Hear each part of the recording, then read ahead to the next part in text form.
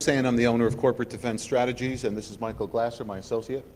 And today we're going to talk about TSCM, or Technical Security Countermeasures, or what most people refer to as sweeps. Our topic is the real story behind sweeping for eavesdropping devices.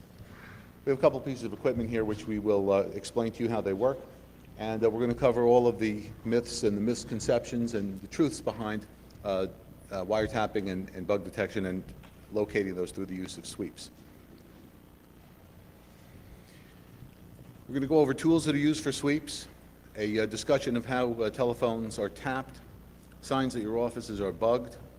We're going to discuss who gets bugged, how corporate spies infiltrate your infrastructure, spy shop toys. Coming in from the airport here, I passed a big spy shop on my way in. It's probably worth a visit to see what they have over there. What to do if you suspect you've been bugged, planning and execution of a successful sweep, and how to protect your company in the future against eavesdroppers. First, we're going to discuss the tools that are used for sweeps. I can tell you that in my 22 years of being in this business, that I've come across a lot of interesting people that are coming in and offering their services, and really what they're doing is what we call in the business a rain dance. Everybody remembers the rain dance that would be done in order to make the skies open up and rain so that the crops would grow. Well, there are people who come in with empty metal boxes and various types of devices that have lights on them that aren't even connected to a Radio Shack kit. And these devices have switches and lights, and they walk around the room like this, just waving them around. Usually the average room takes about 5 minutes, I would say, for a rain dance to be done, and this is what people are doing, trying to convince you that they're actually sweeping the room for bugs and wiretaps. Most of these people wouldn't know a bug or wiretap if it bit them. So we're going to try to explain the difference. Now, there's a number of tools that should be used for the sweep team that's coming in to do a check for your telephones and room bugs. The first device is what's called a time domain reflectometer. Many of you may know what this is. This is a cable fault locator that's connected to the telephone line, be it a Cat5 or an analog line, and it sends a signal from one end of the line up to 2,500 feet down the line. So theoretically, a person who is checking a home telephone can send a signal, and it's sending a pulse signal down the line throughout the wiring of the house, through the demarcation point at the house, and down the street to the telephone connection or the pole or the underground wiring. A time domain reflectometer will show you, through the use of sine waves on its graph, every place that there's a break in the cable. So for example, you will see at the point that you're checking this device that perhaps you're 30 feet away from the demarcation point in my example of the house. And if you see other breaks before that, those are other extensions. Well, you're going to check out those extensions and see the distance that they're running from the demarcation point and make sure that there's nothing else there that doesn't belong in there, like, for example, a parasitic or slave transmitter. The second device is called a near-field detector. A near-field detector is basically a radio sensing device that is looking for bugs. It's looking for transmitting bugs and helps you to locate where they are. This is usually what you see on television and the movies when people are waving devices around with an antenna. A real radio frequency near-field detector is going to give you signal strength, and this is going to help you when you're playing hotter and colder trying to find out where the bugging device is. The third device which we recommend is a nonlinear junction detector. This is a device that we brought because it's a relatively uncommon device. This is the device that looks like the sponge mop that you might use to clean your bathroom. This stick with the head on it has a carpeted head, so you can use this on the walls. And what this does is it locates nonlinear junctions. Now, some of you may know what that is, and some people may not. A nonlinear junction is defined as a layer of various circuits and diodes and transmitters, as opposed to a beam in the wall, nails in a beam, or some type of metal behind the wall. So if we were to sweep this room before an important conference, we would take this nonlinear junction detector and we would sweep the walls. Now, even if there was a bug in the wall and the bug's battery had died or there was no power to the bug, this device is going to pick it up. How does it do that? It's used to send a signal out from the head, and like radar, it takes the Doppler signal and it sends it back, and you're looking for the second harmonic. The second harmonic would be defined as a transistor or a diode or some type of device that would be contained in a bug, and this is how you find things in walls where nothing is normally present. You also put on a pair of headphones and you listen into the sound, and the sound distinguishes what types of device you're finding, as well as watching the LEDs on the meter. Next device is a spectrum analyzer. That's this. Spectrum analyzer sweeps the entire frequency spectrum of radio frequencies that are known. Today, most spectrum analyzers with the right types of antennas can sweep up to 40 gigahertz, which is very high. Most bugs you'll see are actually low-powered bugs that work on an FM band, but this gives you the range of different types of devices that can be detected. An oscilloscope is also used to test and diagnose any kind of unknown devices that are found. And finally, and probably the most important part of the sweep, is the physical inspection. Physical inspection means plan on getting dirty. Open up the ceiling tiles, go up in the ceilings, get under the desk, look in the garbage, and you have to really take the room apart piece by piece.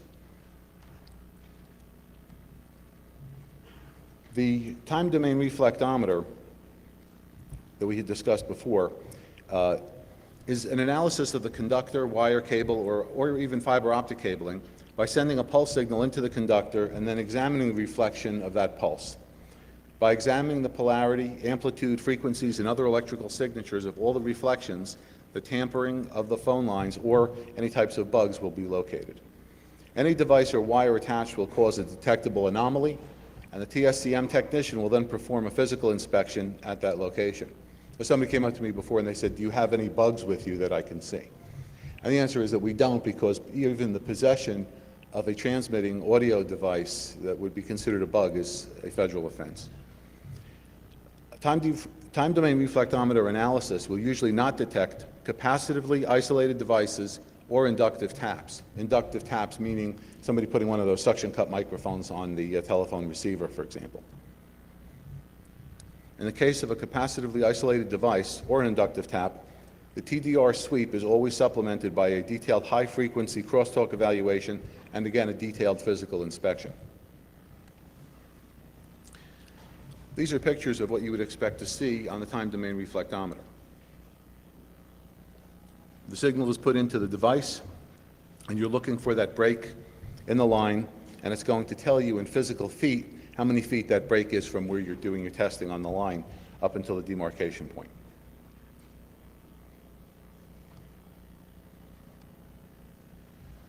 The near-field detector is designed to detect low-level radio frequency radiation from transmitters, receivers, computers, etc. One of the two antennas detects towards positive while the other detects towards the negative.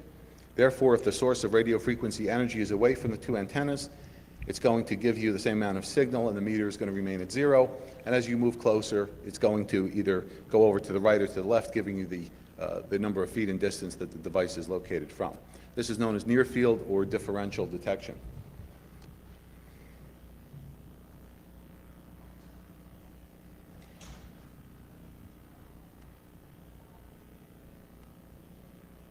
We have in the presentation some specific instructions as far as how to use the near-field detector, and I will spare you that exact specification and description. The nonlinear junction detector. This is a device that's only been declassified by the federal government 25 years ago as something that was not available to the private sector. But back in the early 1970s, a method was developed to detect eavesdropping devices through the analysis of the harmonic emissions caused by an illuminating signal which is reflected off of a target. A few years later, this device and method was used by the Super Scout nonlinear junction detector system, which was the first commercially available and patented device. This is made by a company called FXR located in Livingston, New Jersey.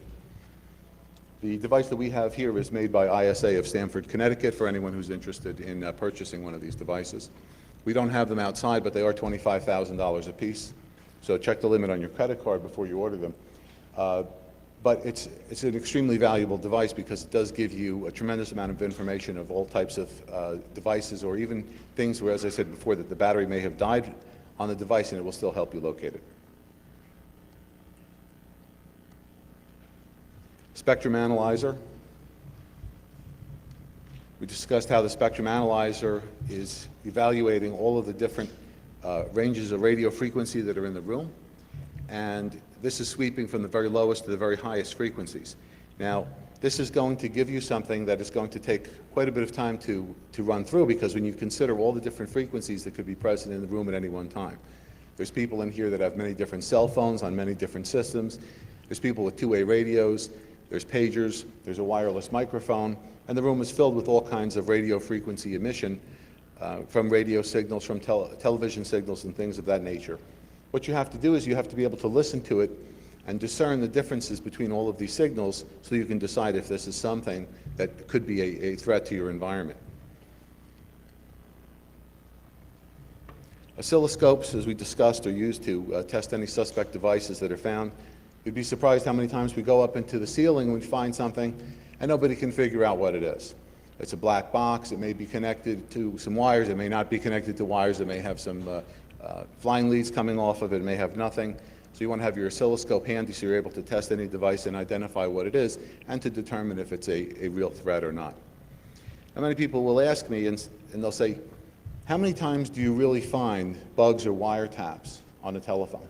I mean, people call us in to do these sweeps. They're relatively expensive. They're very time-consuming. They're very involved. How often do we really find bugs or wiretaps? And the answer is not very.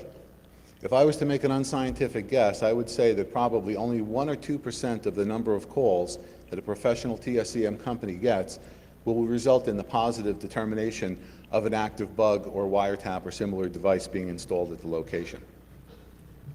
However, what we often find is many different signs that something may have been there previously, or a lot of things showing a great deal of weakness in the building security. Physical inspection.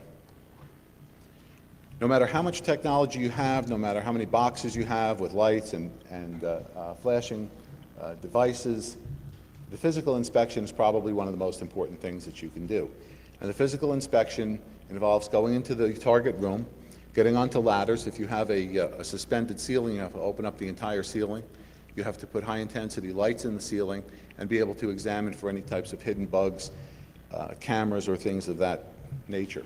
You have to take every telephone apart. Even though you're testing the telephone, this black box over here from ISA is a telephone analyzer. You can plug an analog telephone into it. You can plug any kind of digital phone, whether it's for a KSU or a PBX system, and you can plug it in. You can test the lines, you can test the cables, you can test the outlet, but you still need to open it up and make sure that there's nothing there that didn't become disconnected at some time and the device just came apart. It's still necessary to get on your knees on the floor, as I said before, and to get up on the ladder. How are phones tapped? Well, there are a lot of different ways that telephones are tapped, but probably the most common way is using what's called a dropout relay. The dropout relay is something that can be purchased at your friendly neighborhood Radio Shack store. This is called a telephone secretary, or some type of euphemistic name, that connects a standard tape recorder to the phone line. When any of the phones on that line are picked up, it automatically starts the device and it starts recording onto a tape recorder. Some people have gone to digital recorders now, which are a little bit less obvious for some people. Some people who are looking for a tape recorder wouldn't know what a digital recorder is, but that's one of the most common ways that your phones can be tapped. Somebody does not have to get into your house to tap your phone. That gray box on the outside of your house, which brings all of the telephone lines into the building, is a place that somebody can put a device with 2 alligator clips, and that device can transmit to a nearby receiver and tape recorder and listen to everything that's being said. You can go further down the line and say that if somebody was to go to that green box down the end of the street or go up on the telephone pole, they could also install a device there, or merely clip on a telephone repair person's butt set to the line and be able to listen to everything that's being discussed.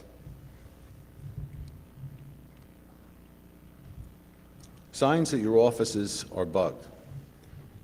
We get calls from people that say, I hear clicking on my phone. Can you come out and check the phone and see if it's tapped? Well, generally when you hear clicking on the phone, that's just the nature of the spurious signals that are transmitted on the telephone lines, and mere clicking on the phone does not mean your phone is tapped. Typically, if your phone is tapped, you're not going to hear anything. What is a good indication that your phones are tapped or your offices are bugged is that others know your confidential business or professional trade secrets. If a competitor comes out to the market with a product before you do, and you've been putting in all of the research and all the time on it, there's a very good chance that your company was a target of industrial espionage. This is the most obvious indicator of covert eavesdropping activities because other people know things that they just couldn't possibly know. Theft of confidential information is a multi-billion-dollar underground industry in the United States. It does exist. Often the loss of your secrets will show up in very subtle ways, so you should always trust your instincts in this matter. When your competitors know things that are obviously private or the media finds out about things that they should not know, then it's reasonable to suspect some type of telephone tapping or bugging device has been placed into your rooms. Secret meetings and bids seem to be less than secret. There are many people their companies are bidding for valuable projects, and all of a sudden somebody else comes up with a bid and it's just a few dollars less than yours. There's always the possibility that somebody got a hold of it, and there's many different ways that people might be getting a hold of your information. But certainly one of the ways that it could be done is through wiretapping and listening in on your conversations and bugging your rooms. Confidential meetings and bids are very popular targets for corporate spies. How would you like the plans for a corporate takeover you're planning to become public knowledge? Would copies of your product designs be of any use to your competitors? Would it be beneficial for your competitors to know how much you're quoting for the same project? So you have to be very careful, and sometimes it's the less obvious things that present the problem. If this meeting room was supposed to be confidential and we were having a board of directors meeting, and I'm talking on a wireless microphone, that wireless microphone is a bug. And anybody who has a receiver who tunes into that frequency can listen into and record the entire conversation that I'm having or the entire presentation. You notice strange sounds or volume changes on the phone lines. This is commonly caused by an amateur eavesdropper when they're about to attach a wiretapping device like a telephone butt set. Surveillance devices often cause slight anomalies on the phone line, such as a volume shift or just a dropout in volume altogether. Professional eavesdroppers and their equipment usually do not make such noises, so this is going on. It's probably somebody that is an amateur that's doing this. You've noticed static popping or scratching on your phone lines. This is caused by the capacitive discharge, which occurs when two conductors are connected together, like a bug or wiretap being put on the line. This is also a sign that an amateur eavesdropper or a very poorly trained spy is playing with your phone lines. It could be nothing more than a problem with your phone or your telephone instrument, but a TSEM person should check the phone and make sure that everything is secure. Sounds are coming from your phone's handset when it's hung up. This is a really bad sign. This is often caused by hook switch bypass, and what that means is that a person has hot-wired the microphone in your phone so that even when the telephone is on the hook, it's broadcasting all of the conversations of the room through that telephone and down the telephone lines. Your phone often rings and nobody is there. There's a faint tone or a high-pitched squeal or a beep is heard for just a fraction of a second. This is an indicator of a slave device or a line extender being used on your phone line, or some type of harmonica bug, or what they used to refer to as a harmonica tap. Somebody would blow through the harmonica, and in a very similar way that the old Captain Crunch whistle was used by generating a certain tone, the matching tone would cause the device to kick on. It may be a fax machine or a modem calling a wrong number, but again, this is a situation that should be evaluated if you want to make sure that your conversations are secure. You can hear a tone on your line when your phone is on the hook, and we use an external amplifier to examine this. You would have to obtain a recorder start interface box, as I was discussing before, with a voice-activated option and an amplifier. And by connecting the two, you're able to see when you pick up the phone if the voltage drops on the line, or if there's a device that is operated by voice activation. When you start talking, is this something that's going to start the tape recorder? Your AM or FM radio has suddenly developed strange interference. A lot of amateur spies use devices that operate on an AM or FM band. And these signals tend to drift, and they'll also quiet an FM radio that's tuned in the area. Look for transmissions at the far ends at either scale of the FM frequencies and any quiet area within the FM band. If the radio begins to squeal and then you slowly move it around the room and the sound becomes more high-pitched, then this is referred to as feedback detection or loop detection, and you may just have located a bug that's in the room. If you find a squealer in this manner, then immediately you want to contact a professional who can get them to your location, because clearly you do have a bug. And just because you have found one bug doesn't mean that that's the only bug that's there. Oftentimes people will place one device there as a decoy, and you think you found it and you've removed it from the room, only to find out that there's 2, 3, or more other devices that are in place. Your car radio starts suddenly getting weird. Keep in mind that the antenna your car radio uses may be, and often is, exploited by an eavesdropper, and that such usage may interfere with radio reception. So be concerned if your car radio frequency suddenly starts acting weird. In the same way, your television set, if you start developing strange interference. Television broadcast frequencies are often used to cloak an eavesdropping signal, but such devices also tend to interfere with television reception, typically a UHF channel, and televisions also suck in a lot of RF energy, and because they're very sensitive to nearby transmitters in the area, it's very possible that you can pick up a bug just by watching your television as the picture goes to change. A small handheld television, like a Sony Watchman, for example, with a collapsible antenna, is sometimes a good tool to give you some indication if there is a bug or similar device in the room on some of the frequencies that are used by amateur spies. If you've been the victim of a burglary but nothing was taken, professional eavesdroppers often break into targets or homes or offices and very rarely leave evidence of the break-in. However, if you live there, you might realize that something just doesn't look right and things have been moved around. Electrical wall plates appear to have been moved slightly or they've been jarred. One of the most popular locations for hiding eavesdropping devices is inside or behind the electrical plate or a telephone connection. Electrical switches, outlets, smoke alarms, and lighting fixtures are all popular places for hiding eavesdropping devices. This requires that the wall plates be removed, so look for small amounts of debris located on the floor directly below the outlet. Also watch for slight variations in the color or the appearance of the power outlets and their light switches, as many times these devices are switched out by a similar looking device that has a bug built into it. Also make note if any of the screws which hold the wall plate against the wall have been moved from their previous position. A dime-sized discoloration has suddenly appeared on the wall or ceiling, and it's not the nails popping through the wall on a standard wall board at the house. This is a telltale sign that a pinhole microphone or small covert video camera has been recently installed. And many times people just shave a little piece of the wall, they place a device inside, and then they try to patch it up as best they can. And this is something that's picked up in the physical sweep. We had a client contact us, and she told us that there were all kinds of things coming out of her walls, and she thought the entire house was bugged. And we got to the house, and we just saw that the house had shifted, and all the nails were coming through the wallboard.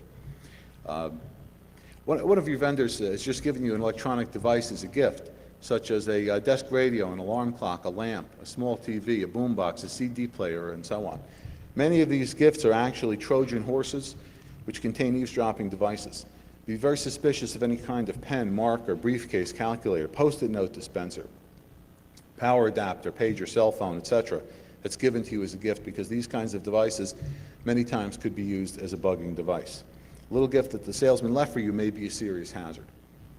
A small bump or deformation has appeared on the vinyl baseboard near the floor. This is the cove molding, they call it. It's a piece of vinyl molding at the bottom of the wall above the carpet in a industrial or office application.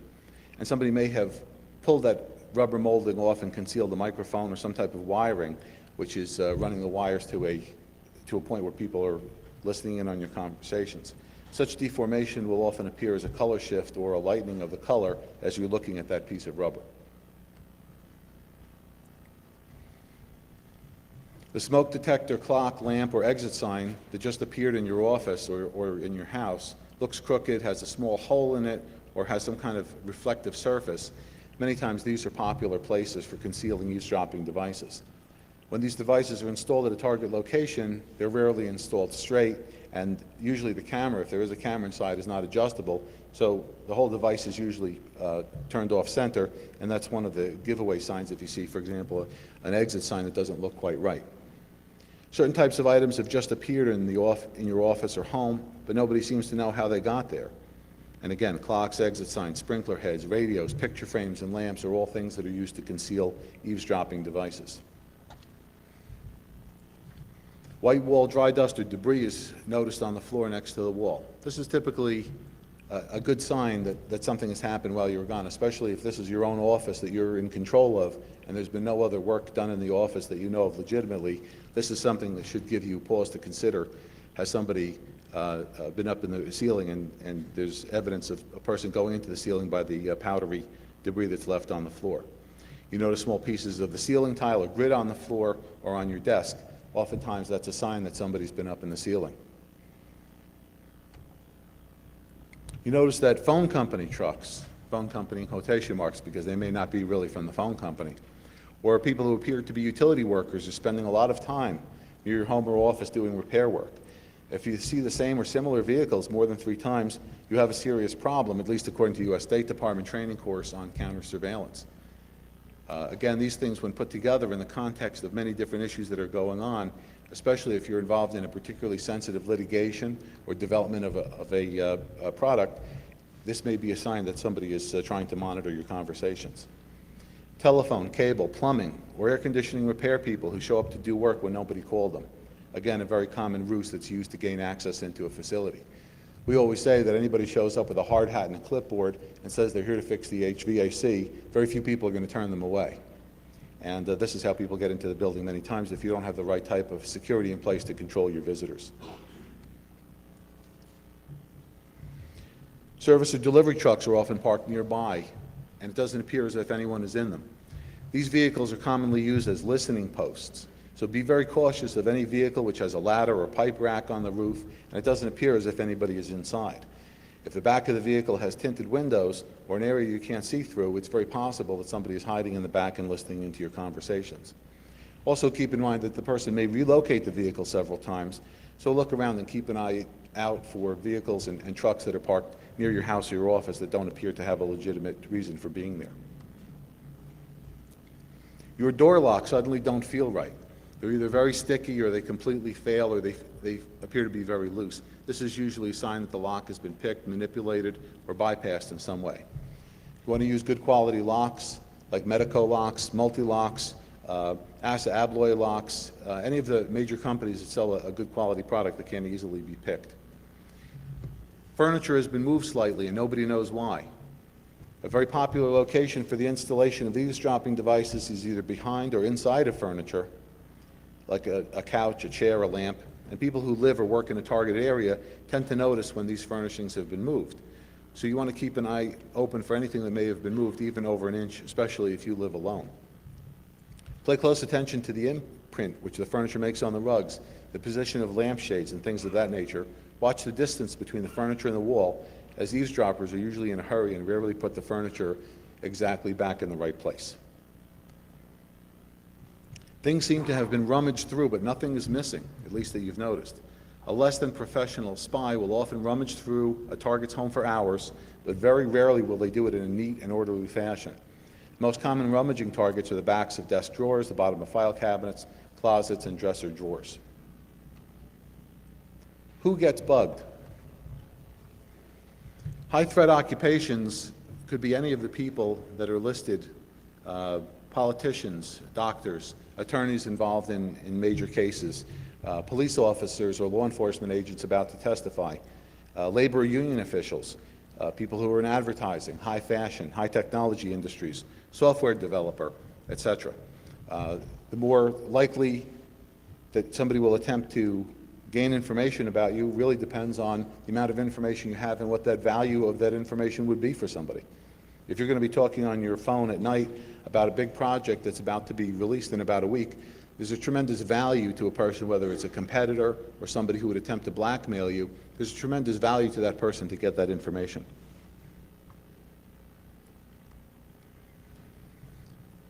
High-threat personal situations. If you're involved in any type of big litigation or lawsuit, you've been questioned, arrested, or arraigned by the police. You're in the process of getting married, divorced, or separated.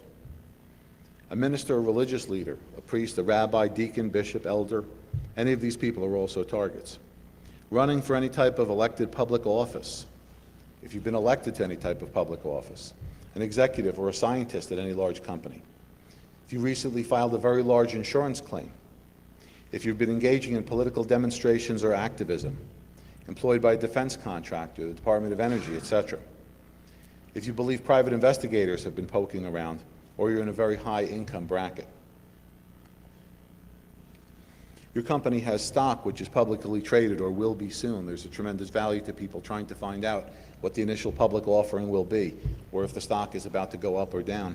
I think we can all look at the example of what's happened with Martha Stewart and Sam Waxel as examples of people who found out information about stocks. And there are a lot of people who would love to know this information as well so they can make the appropriate moves.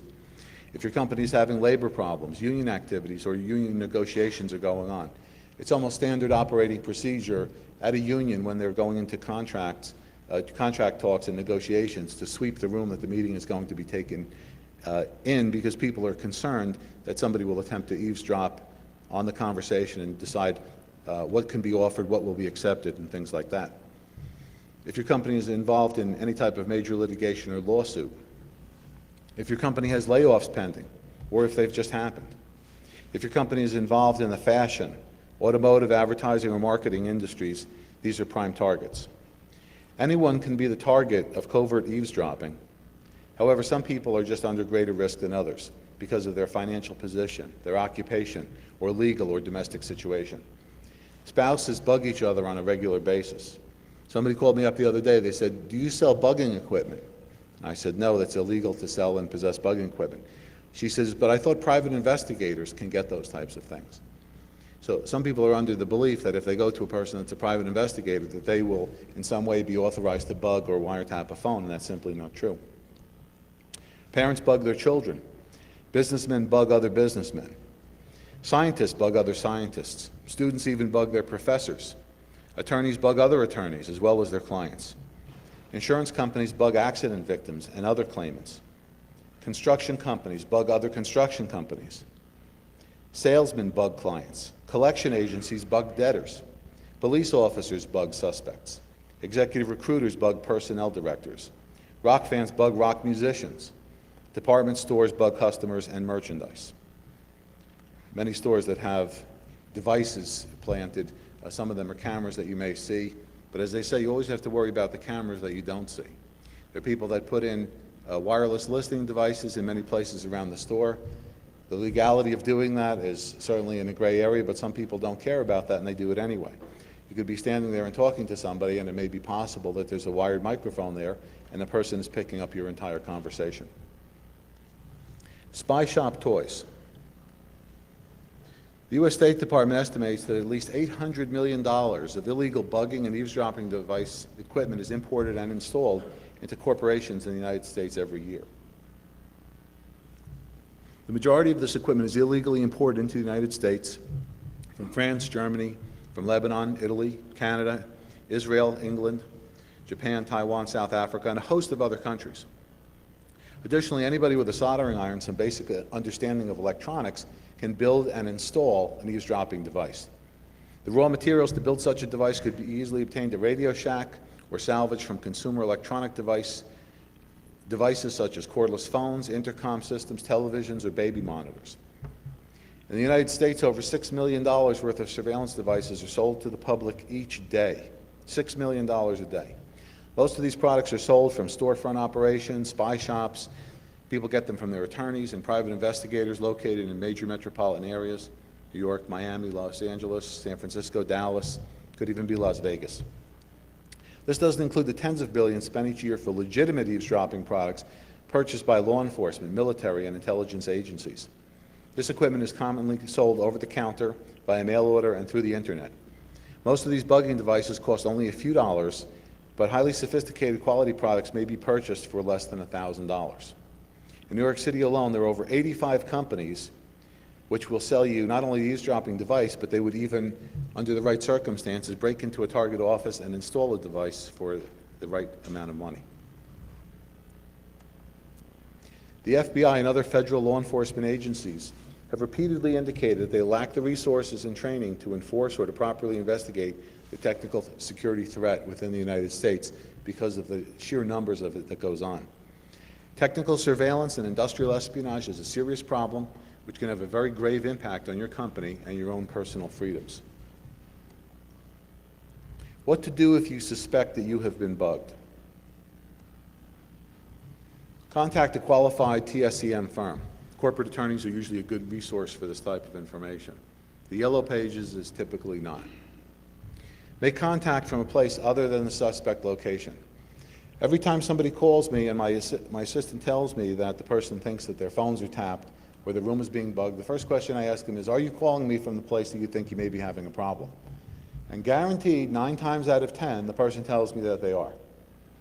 So the best thing to do is get to a phone where it's outside of your office, outside of your building. Take a cellular phone, don't go in your car, get to a different location like a shopping center or a hotel or some type of public place, and make a call to a qualified TSCM agency. Simply because if you call us from the phone that could be tapped, it would be very easy for the eavesdroppers to disconnect everything or just to remove a lot of what they have, and then after we've left, come back and put everything back in. You can't really call the telephone company for help. I don't know if there's anybody here from any of the telephone companies. There's no offense intended, but the telephone companies typically do not perform these types of services. If the telephone company does come out, they may just trace some lines, or they just may use some basic pieces of equipment, look for any unusual wiring, but they don't perform TSCM sweeps. Really can't call the police or the FBI. I guess it all depends on where you live, but if you live, for example, in New York City, and you were to call the police department and tell them that you think your phones are tapped, I think you'd be waiting an awful long time for somebody to come down and try to figure out what the situation is. It's the same thing with the FBI. They really are not going to respond to the average person calling them who thinks that their phone might be tapped, and especially if they think the phone is tapped, simply because it's clicking or there's some kind of strange noise on the phone. Do not discuss your suspicions with anyone else except on a need-to-know basis. Planning and execution of a proper sweep. First thing that happens is the client secures contact with a company that provides these kinds of services.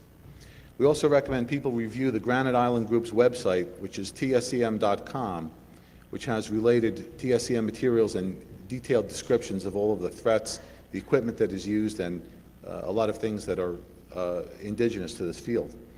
Contact should usually be made away from the suspect facility at a payphone, as I said before, hotel, airport, or some public place like a shopping center. You don't make contact with the phone that you think you might be having a problem with. You don't do it with a cordless phone.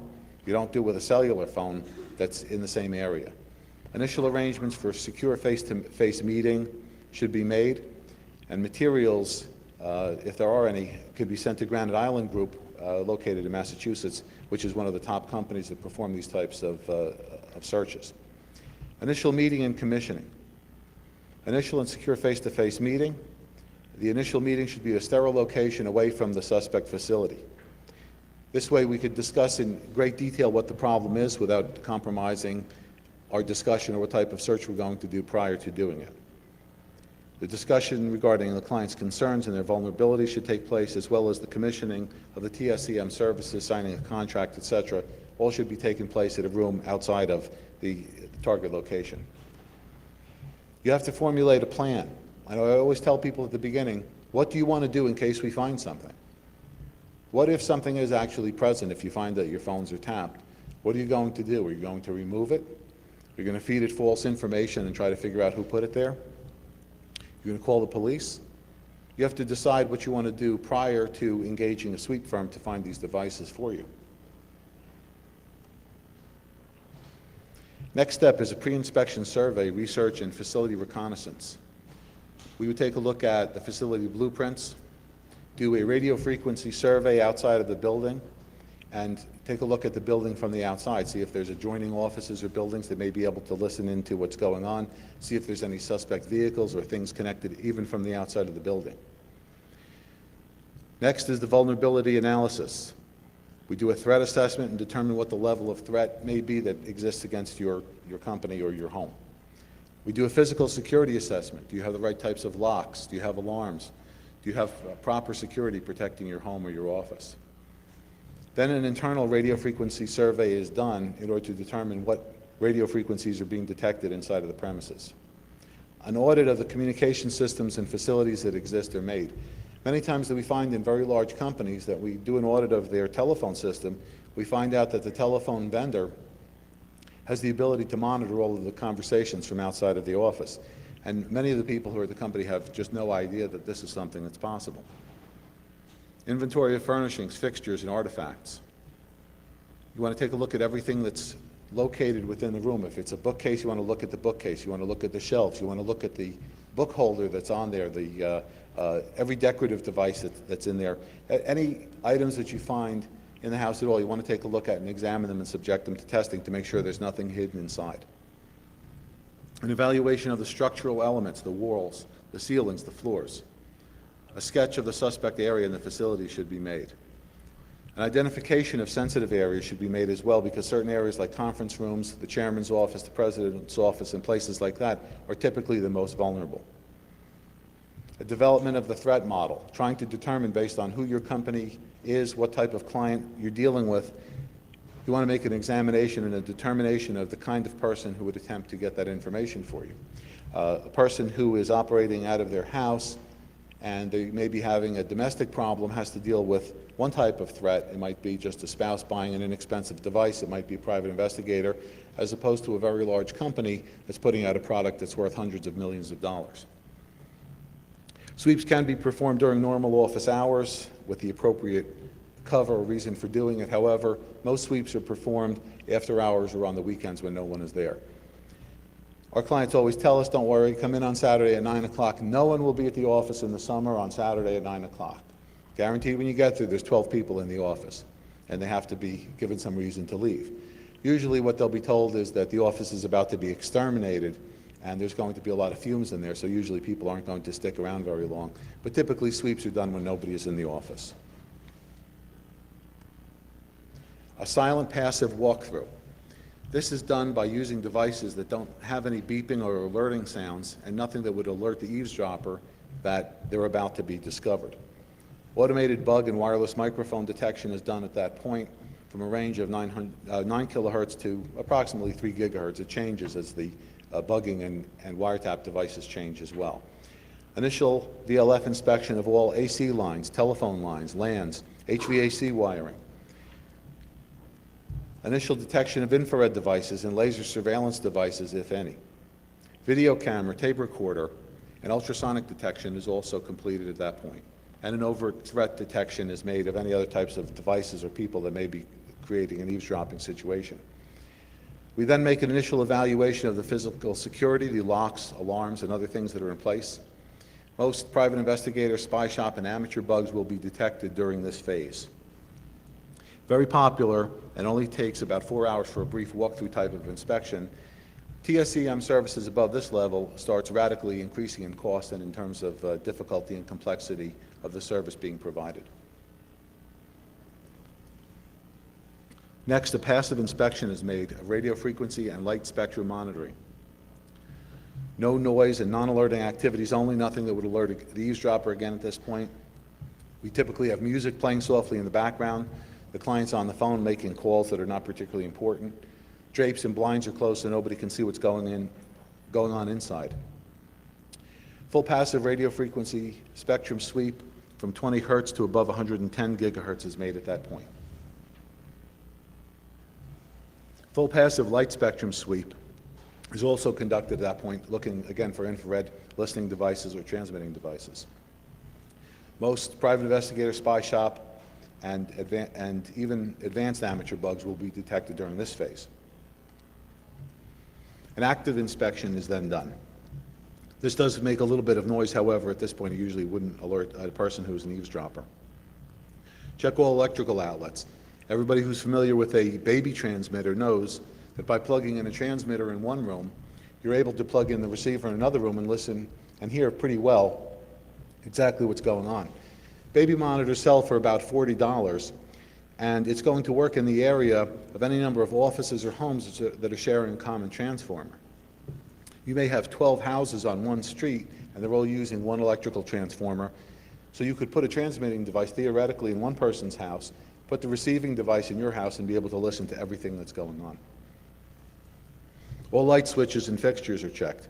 HVAC controls are checked. Alarm and access contact sensors. Fire system sensors and alarms are checked as well.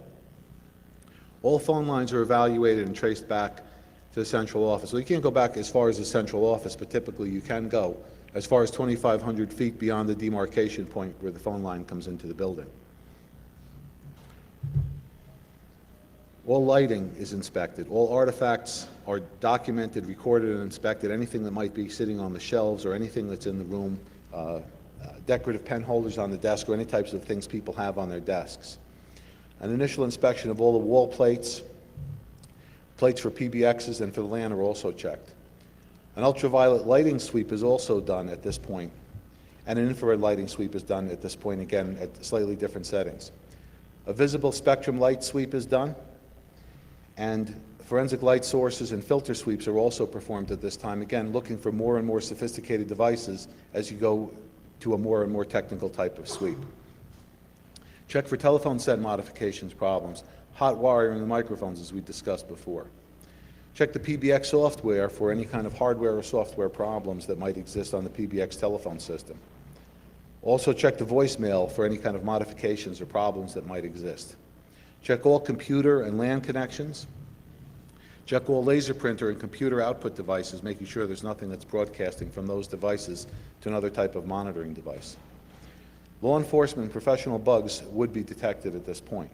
Typical threat level is, for corporate offices, is as high as this last type of inspection. Next is another step up.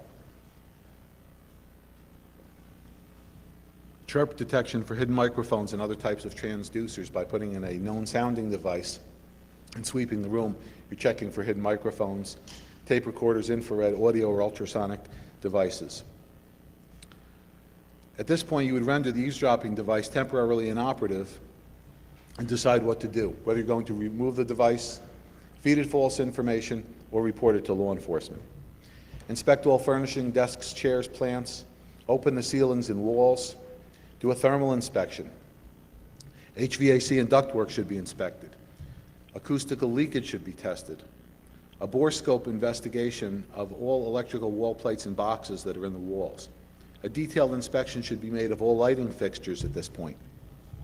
Inventory of all conductors, conduits, wall studs, etc.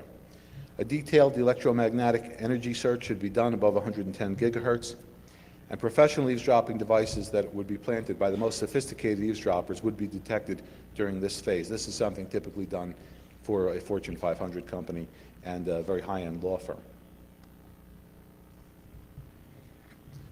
At this point, you would now do the time domain reflectometer trace, checking all the telephone system wiring, the computer network wiring, cable television, CCTV, all of these lines, all of these wires need to be tested. Electrical wiring, HVAC controls, the alarms, fire alarms again are tested. PBX, ESS, and SN translation devices should be evaluated if these are present as well. A voicemail system evaluation should be made. Even the Xerox machine needs to be inspected. The fax machine needs to be inspected.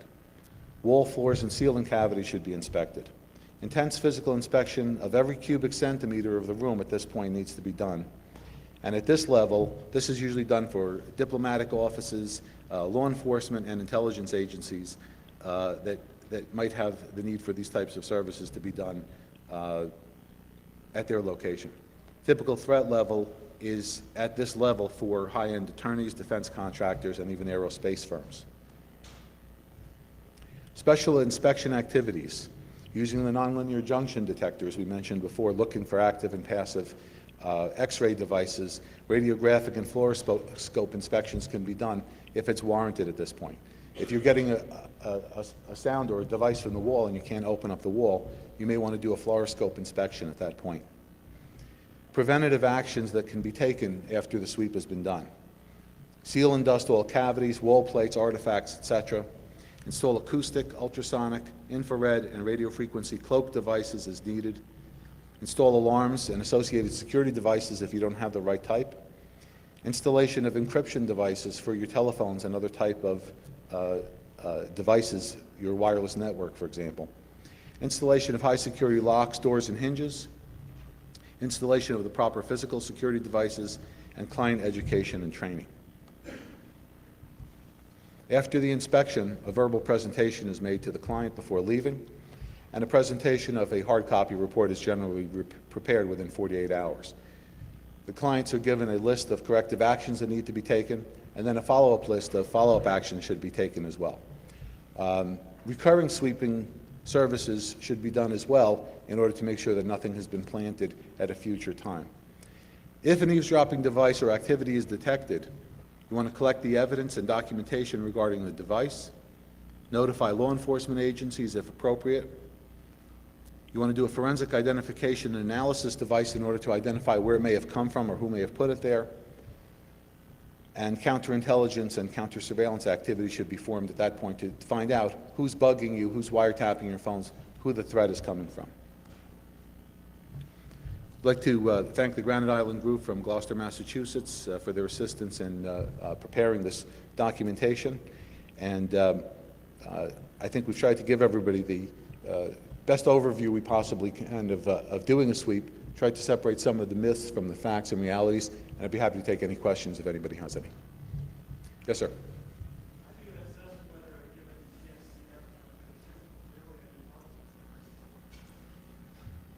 Well, it's a very good question, but I think like any time that you're hiring somebody to do very specific services for you on a high level, you want to take a look at who the recommendation is coming from.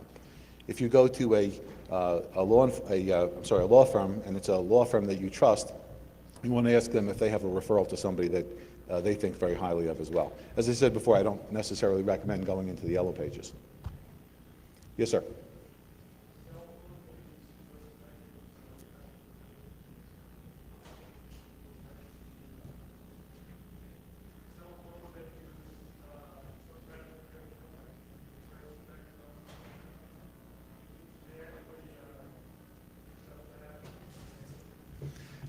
It can be intercepted, but certainly the more security you have and the more steps that you take, the more unlikely it is that somebody's going to be able to intercept your conversation. The analog telephones were very easily compromised by somebody just being within 12 feet of you, and they'd be able to listen to both sides of the conversation and connect it into the tape recorder. So certainly some kind of device that you're talking about, some type of encryption device, is going to give you much greater security than a person who's not using an encrypted device. Although typically your standard digital cellular phone today offers very good security, it's very hard for somebody to listen into those phones on a typical level. A cell phone is secure for the most part. For the most part, a cell phone is relatively secure because it's using a digital signal. As far as cell phones go, security is really only up to a level. Some of the older ones, the analog ones, ran on the 800 megahertz band, and those were really easy. Anybody with a scanner that wasn't disabled in their frequency blocker or ham radio could check them. The spread set spectrum stuff with the CDMA and all that, I personally have not met people who have gone into hacking that, but I have heard it's been done, but it's much, much more secure and much less common to be done than the older analog phones. Yes, sir.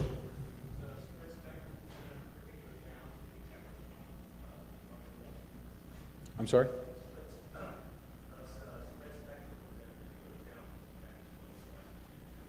It is certainly more difficult, and you need to have a person who is more highly skilled and has the right type of equipment.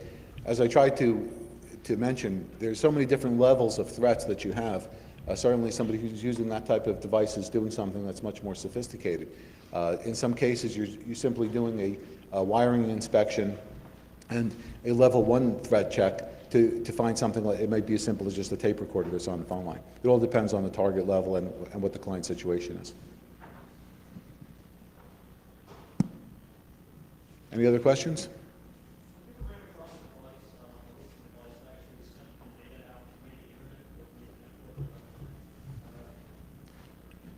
There's a lot of variations of that because there's a lot of very clever people around, and people are taking devices and using them to send not only voice, but they're also using it to send data, so they're able to intercept network transmission. So that does happen quite a bit.